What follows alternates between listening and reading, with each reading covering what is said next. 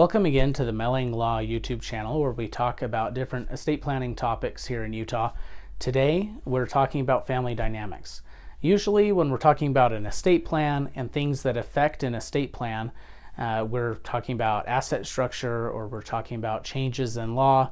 But today it's one of our kind of soft issues and one of the most the things that has the most impact on an estate plan, and that is the family dynamics. So we're going to talk about 4 situations or family changes or events that may significantly affect the way that an estate is planned.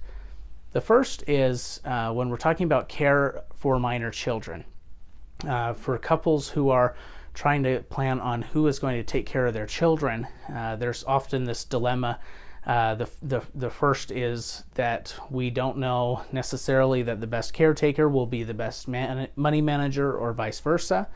And then the second is which side of the family is going to take the kids. A lot of times there's maybe one side of the family that expects that at least someone from that side of the family is going to take care of those kids, knowing that if the other side does, then it may be less likely that that the other side of the family will see the children as often if both parents are deceased.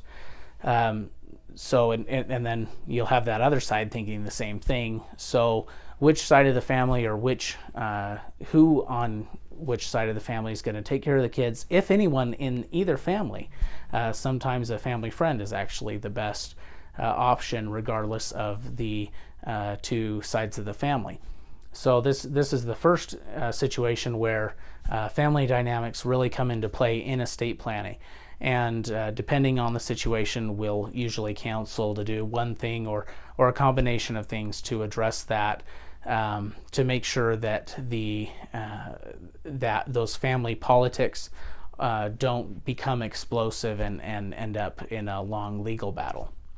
The second is with divorce, especially with divorce of children. So these are people who are doing their estate plan. Their children are adults and married, and there is the possibility that they may be divorced. And what they want to make sure of is that whether it's the family business or the inheritance or whatever that may be, never becomes subject to any kind of divorce proceeding or anything like that. And they don't want to they want to make sure that the daughters or sons-in-law do not have any access to those funds if there is a divorce. That is something that we plan for. That one actually is quite a bit easier to plan for because generally inheritances are considered separate property in Utah. There are some exceptions or situations where that might not come into play, but where it matters even more often, I think, is when we're planning for what if our child passes away, who's going to manage those funds for our grandchildren? Is it going to be the spouse who may have been remarried and have a totally different family now, or is this going to be someone else in our family? So that's usually what we're looking at in an estate plan, and we do address that on a case-by-case basis. Another issue that comes up often is infidelity, and it's amazing how often infidelity affects an estate plan and the family politics. So this is when we're talking about this in an estate planning context, often it's actually for the parents, the people doing the estate plan later in life. If there was infidelity on either side that may have caused a divorce and then later some kind of remarriage or something like that, we're always looking at how that has affected the parents' relationship to the children, because oftentimes this affects who the parents consider trusted for a trustee based on how the children reacted to the infidelity. We're looking at how distribution may have changed because some of the children may have alienated mom or dad because of this. Some of the children may have been more accepting.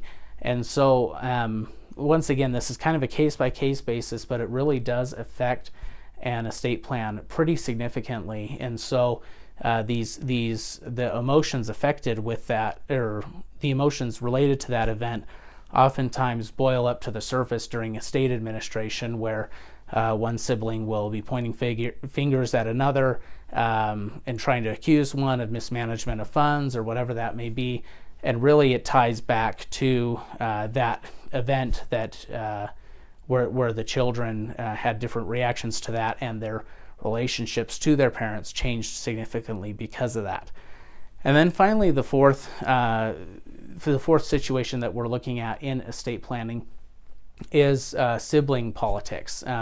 This plays a little bit into the last one, but really for any reason, siblings may have different relationships based on just their, maybe it's the way they grew up, maybe it was who they married, or did they become farther apart later on in life?